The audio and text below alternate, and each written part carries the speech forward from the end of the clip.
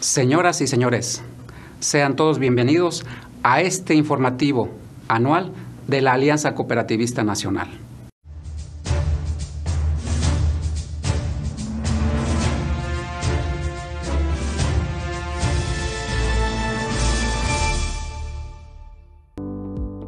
El fracaso de la reforma financiera y de la reforma fiscal es hoy en día más que evidente, y así lo anticipábamos hace 2 años cuando se presentaban los primeros borradores en las cámaras legislativas.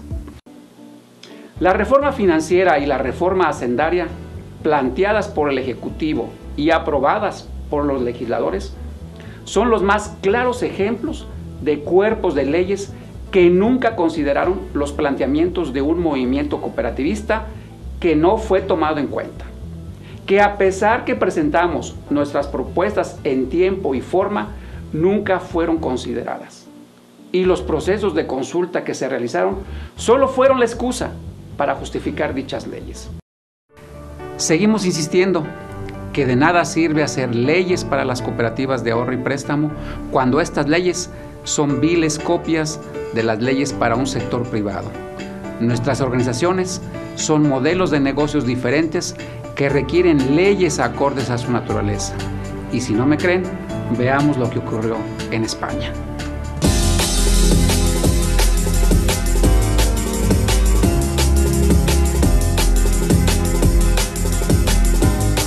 La situación que ocurrió con las cajas españolas, un caso ejemplar de cómo no hacer las cosas. Lo que nos faltaba, el sistema financiero español se tambalea y pierde credibilidad a borbotones. Las dudas sobre la solvencia de los bancos y sobre todo de las cajas y ese veneno mortal de ladrillo tóxico que llevan incorporado han alarmado peligrosamente al corazón de Europa. El desencadenante definitivo, la explosión nuclear en Bankia y además varios despropósitos de su proceso de nacionalización. Las cajas españolas trabajaron bien mientras se apegaron a sus orígenes y a su naturaleza social. Ignoran y no les importa su origen romántico, el que soñó su creador, el ministro Diego Medrano, en 1835. Las cajas serán el asilo seguro y ventajoso de los ahorros del pobre. Se hicieron por eso. Las cajas españolas están copiadas de un tipo de banco, un banco fraternal, un banco para pobres. Mientras recordaron lo de los pobres, no funcionaron mal. Hasta esta crisis, las cajas nunca le habían costado ni un duro al erario público. Han servido al país durante más de un siglo. Las cajas de ahorro en su vida anterior eran entidades virtuosas. Entonces comenzaron las reformas financieras. En 4 meses de gobierno del PP llevamos 2 reformas del sistema financiero porque la primera fue claramente insuficiente. Muchas de las cajas españolas y de los bancos han financiado alocadamente durante años y años los sueños megalómanos de políticos, caciques locales y promotores inmobiliarios. Y ahora les toca pagar a los ciudadanos. Y comenzaron a cambiar la naturaleza de este tipo de organizaciones. Les hicieron creer que podían operar en actividades de riesgo y de gran especulación. Se alejaron de los proyectos de la economía real y empezaron a invertir en títulos tóxicos. De igual manera, los directivos fueron paulatinamente cambiados por dirigentes que poca experiencia tenían en este sector social, pero que eran impuestos por el órgano regulador. En el Consejo de Administración, ¿quién estaba? Sindicatos, la patronal, los ayuntamientos, las comunidades autónomas, donde estaban mirando cuando se daban esos créditos. En los tiempos en que supuestamente iba bien España, no hemos oído ningún mensaje de alerta. Estos eran los consejos de administración de las 3 primeras cajas intervenidas. Ni un solo técnico. En Caja Castilla-La Mancha la mitad eran políticos, exactamente igual que en la Caja de Ahorros del Mediterráneo. En la otra caja intervenida, Caja Sur, solo eran 8 de los 20, pero encontraron unos aliados con similares conocimientos financieros, los curas. Juntos alcanzaron el 70% del consejo. Yo conozco consejeros de cajas que en petit comité te reconocen que no tienen ni puñetera idea de economía. Gente que viene tan solo de la política, que tiene una carrera política, que no tiene tampoco una relación con el mundo real financiero. Como esos, tenemos todavía hoy a 200 cargos públicos sentados en los consejos de administración de las cajas. Sin embargo, La gran efervescencia que se vivía al principio, producto de las grandes utilidades, nubló la vista del gobierno, obviamente del órgano que las regulaba. Es el sistema financiero. En la semana negra de la economía española, Bruselas dice que no se crea nuestros bancos, que es aquí donde está el problema. La crisis de Bankia ha introducido una enorme desconfianza desde Europa. Desde fuera, la percepción que tenemos de fuera es que todo el sistema bancario español es un sistema que está bajo sospecha. Hay muchos analistas que están diciendo que España está en camino de intervención. Es tan grande el problema que yo creo que ha hecho saltar las alarmas en todo el mundo, ¿no? Soy un banco y necesito conseguir dinero de fuera. Lo que voy a querer hacer es decir que todo va fenomenal. Y el problema está en que yo estoy diciendo que todo va fenomenal, pero los mercados que me tienen que dejar el dinero me están diciendo que estoy mintiendo, que no estoy diciendo la verdad. Pero se dijo aquí alguna vez que todo iba fenomenal. Un sistema financiero sólido. Como todos los analistas reconocen. Un sistema financiero seguro. De gran potencia y muy sólido. Quiero reiterar. Sólido. Sólido. Y fuerte. Ejemplar, uno de los mejores del mundo. Estamos mejor preparados que otros países para afrontar la situación. Porque aquí el Banco de España sí ha supervisado, sí ha controlado, sí ha estado encima de los pocos países donde el sector público no ha tenido que inyectar capital al sector financiero. Finalmente, el sistema financiero colapsó y el teatro se les cayó. Los bancos ponen como rehén el sistema de pagos y los ahorros de sus cuentavientes. Desde que empezó la crisis, los gobiernos españoles han ayudado al sector financiero con 130.000 millones, casi el doble que el presupuesto de sanidad de un año. Y el último mimo a la banca. Una amnistía fiscal. Una amnistía fiscal. Hay amnistía fiscal. Porque habíamos pensado que la amnistía fiscal era algo para narcotraficantes, vendedores de armas, constructores corruptos y seres de ese pelaje. Pero no, el dinero que se va a paraísos fiscales sale de aquí.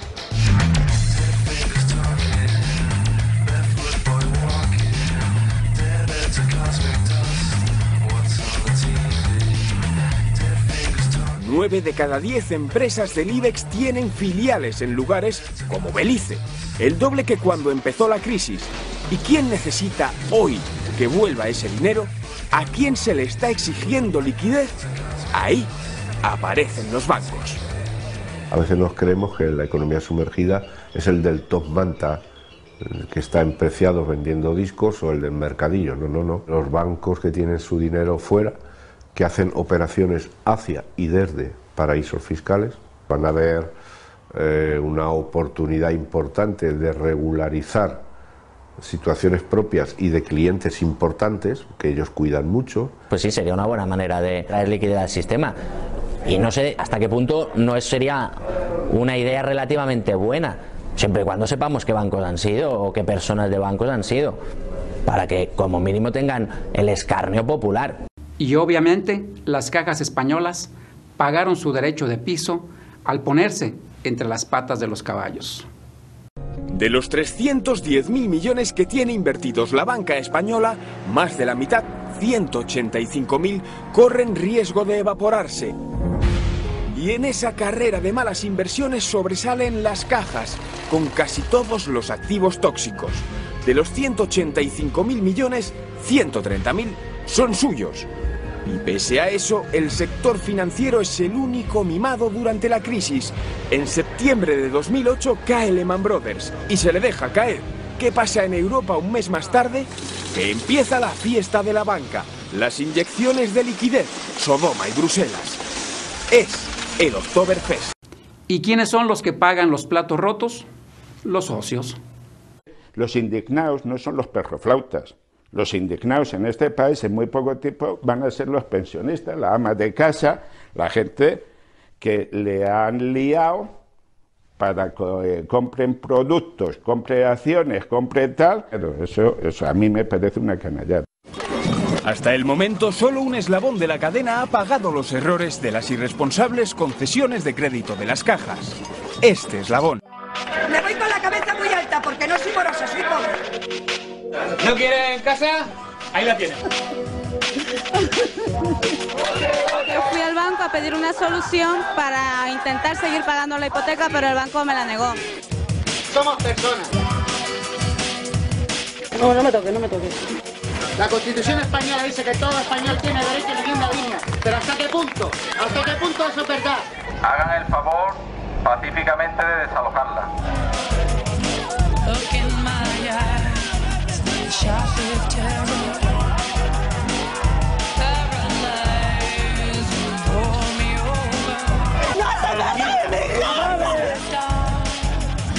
Estamos 3 en paro, ¿cómo pagamos? ¿Robamos? ¡Culpables por tener conciencia! Antes está la comida de mi hijo, está claro. No voy a dejar yo de darle de comer por pagar el piso. Pregunto, ¿no tenéis hijos? Qué vergüenza, ¿eh? Esto es una vergüenza. Pues que me echan. Y encima me voy con una deuda de 170.000 euros con 90 céntimos. Una deuda hasta la tumba.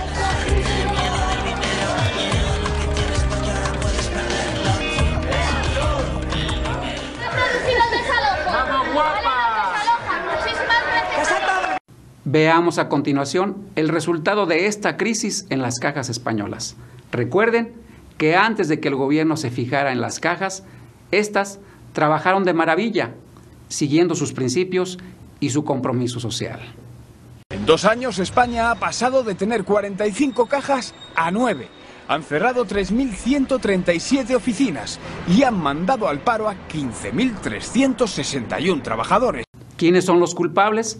Recuerden que estos terminaron siendo impuestos por el órgano regulador. Los culpables son los señores que han gestionado la entidad.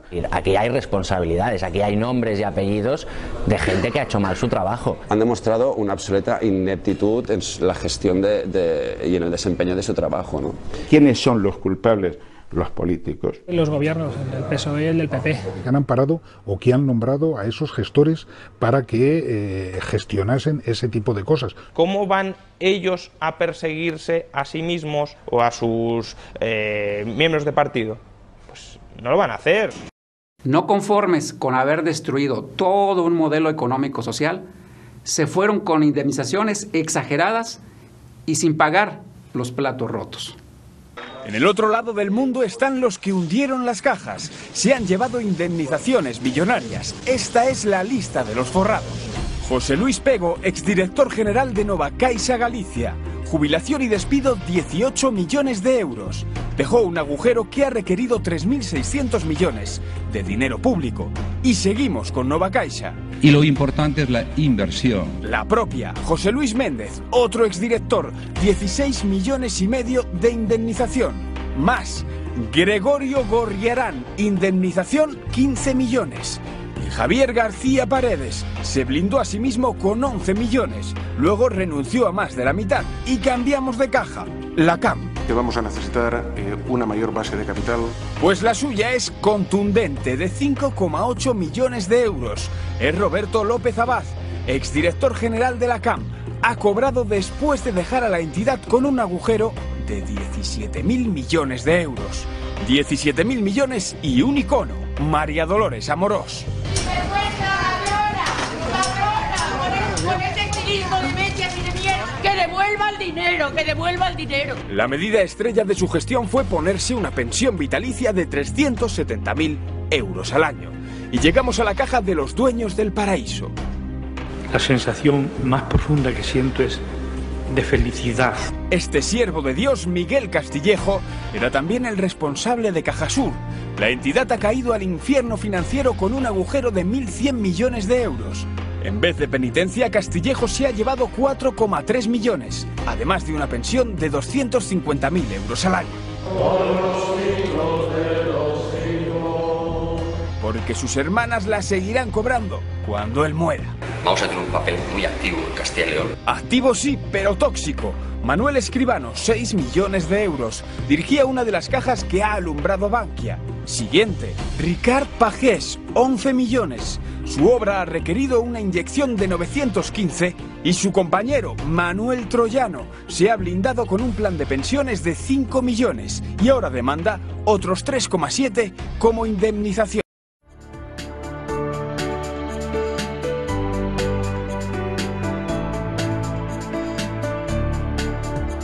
Las cajas de ahorros nunca tendrían que haber abandonado lo que era su labor inicial.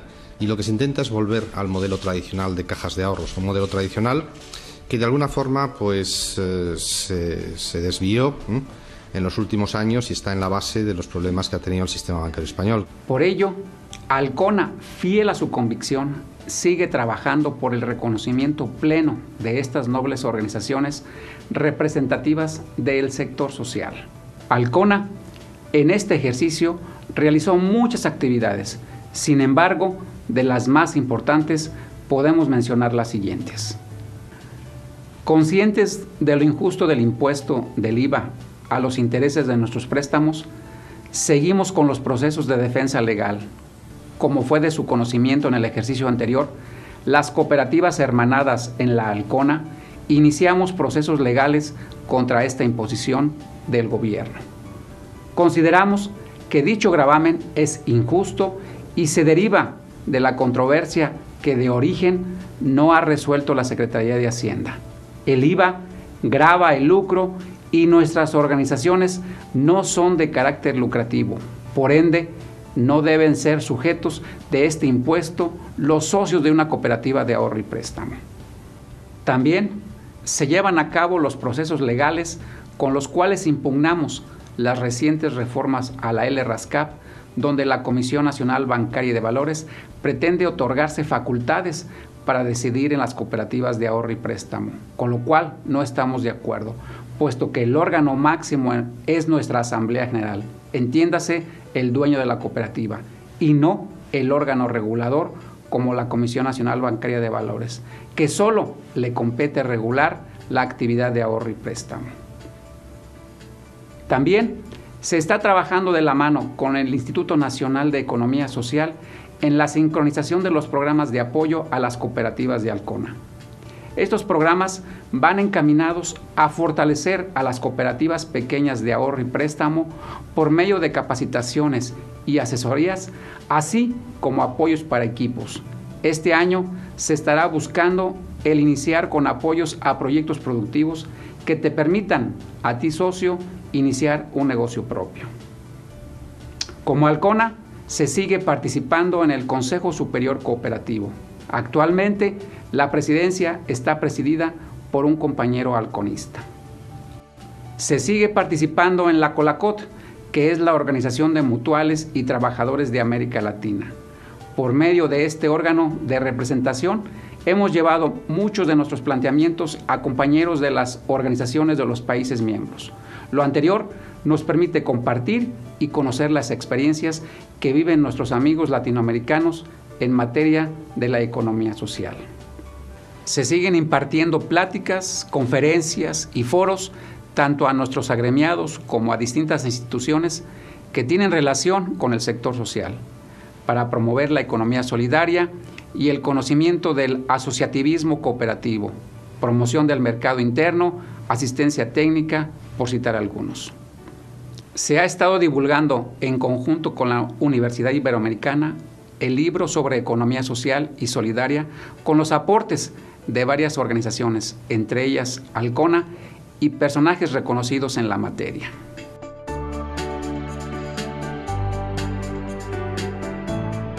La problemática de las cooperativas de ahorro y préstamo, mejor conocidas como cajas populares, tiene su origen en una política pública errónea que se inicia en 1991 con el Decreto de Sociedades de Ahorro y Préstamo, SAP, y posteriormente con la Ley de Ahorro y Crédito Popular, LACP. Ambas pretendiendo regular a estas organizaciones con marcos jurídicos distintos a su naturaleza y homologándolas en su tratamiento con el sector privado, sin considerar que este tipo de organizaciones trabajan bajo un modelo diferente a otros sectores del sistema financiero tradicional como los bancos o las OFIPOS, ya que contrario a estos, las cooperativas son organizaciones sin ánimo de lucro y que solo buscan el otorgamiento del servicio entre sus asociados y que emergen como una alternativa ante los abusos de la banca comercial y ante la negativa de la banca de desarrollo.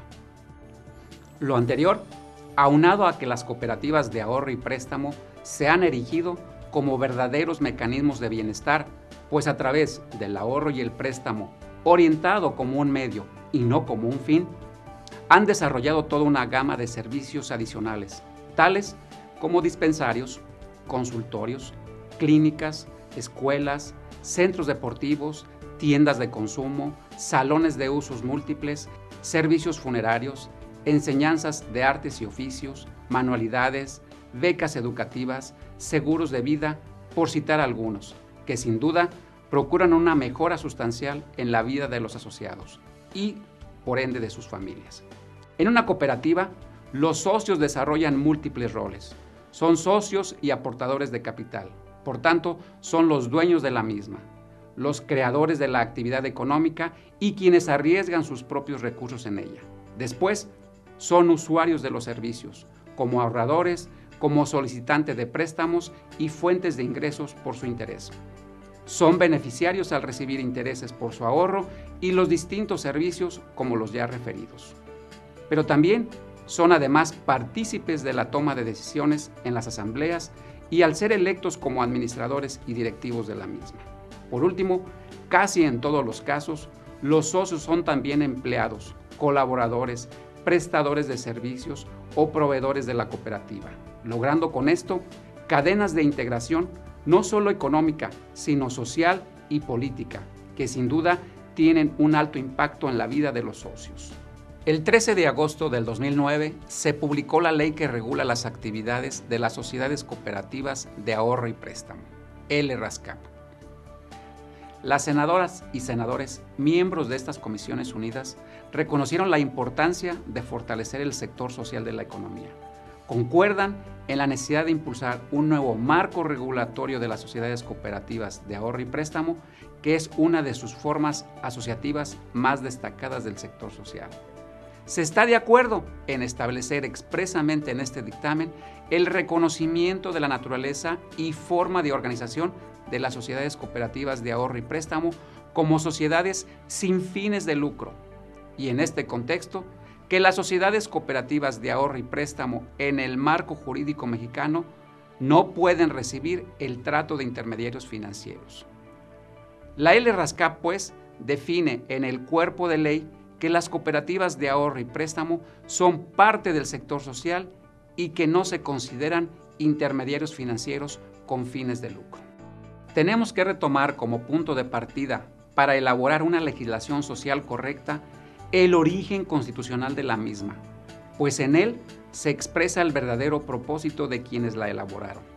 Y mientras esta cuestión de estricto derecho no se analice debidamente, lo que estamos haciendo es confundirnos cada vez más y llegar a extravíos tan grandes como el que está ocurriendo ahora, cuando a una estructura eminentemente social se le aplica una legislación brutalmente financiera. Las cosas no deben manejarse de manera espontánea y más bien irresponsable, porque se ignora el marco jurídico y esto implica la pérdida del orden y en consecuencia lo único que se obtiene es una mezcolanza de legislaciones diversas y contradictorias, con autoridades también ajenas al objeto que se trata, rayando todo esto en lo incongruente. Es por ello que debemos analizar desde varios aspectos el problema original del marco jurídico del sector social y en especial el sector de ahorro y préstamo. Como ya he señalado, el problema se suscita en 1991 con el decreto de SAP al pretender homologar desde entonces al sector social con marcos normativos con organizaciones del sector privado, que son eminentemente de carácter lucrativo y especulativo. Hay un sustento legal que ya ha aportado el Poder Judicial en relación al tratamiento de las cooperativas de ahorro y préstamo, y que a continuación explicamos.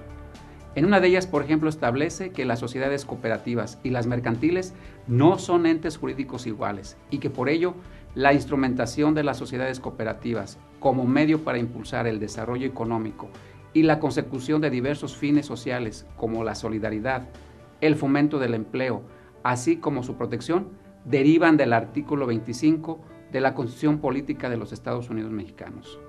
En otra, la Suprema Corte de Justicia de la Nación define que existe una base objetiva que justifica la diferencia de trato entre las mencionadas cooperativas y las demás sociedades mercantiles.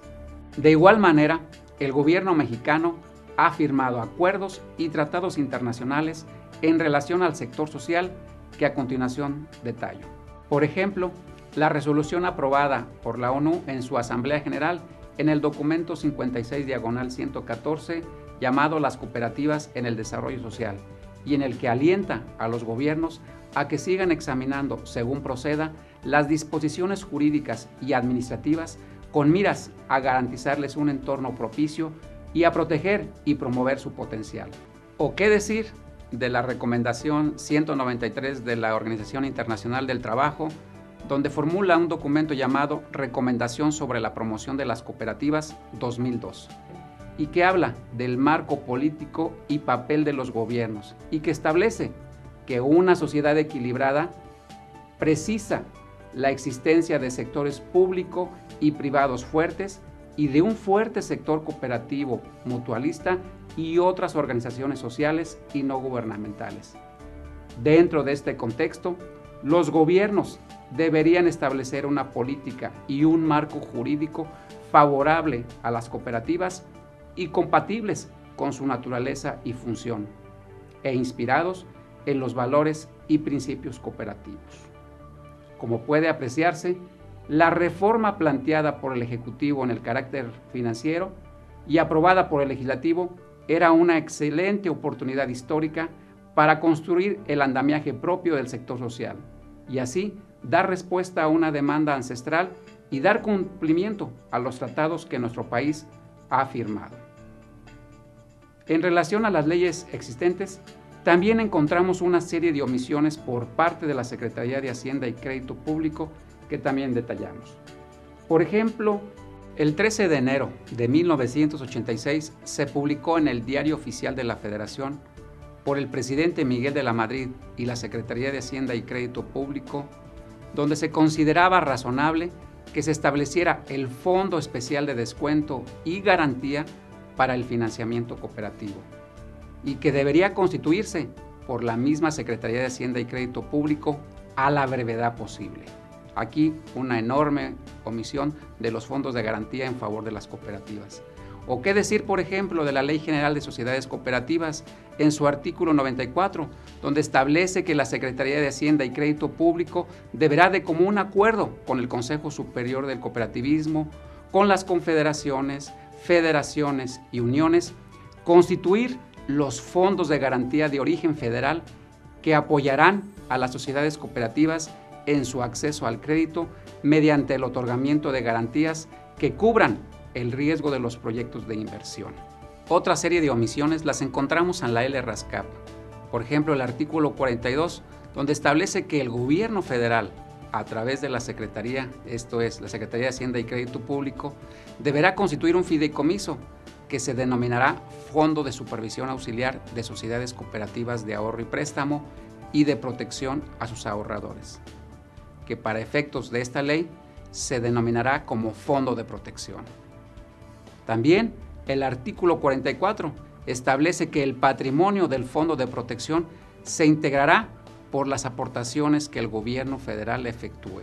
Y finalmente, el artículo 56 establece que la cuenta de seguros de depósitos administrada por el Comité de Protección al Ahorro Cooperativo se integrará con los recursos siguientes de la Secretaría de Hacienda y Crédito Público. Como podrá observarse, la autoridad omitió todas estas obligaciones que por ley tiene para apoyar al sector cooperativo de ahorro y préstamo. Y además, no contempló las reformas a las leyes que tienen relación directa. Todo lo anterior es una prueba palpable de la falta de sensibilidad y disposición política de la Secretaría de Hacienda y Crédito Público para reconocer que estas organizaciones son muy diferentes del sector privado, como son los bancos. Las cooperativas de ahorro y préstamo son organizaciones del sector social que están reclamando en legítimo derecho un tratamiento diferenciado acorde a su naturaleza. En San Nicolás estamos convencidos de un marco regulatorio que dé certeza y seguridad a todos nuestros socios, pero también estamos convencidos que la esencia y el origen de nuestra cooperativa está en conceptos supremos de solidaridad y ayuda mutua, gestados en su existencia de más de medio siglo y que avalan con hechos que el principal compromiso de la cooperativa es con sus socios.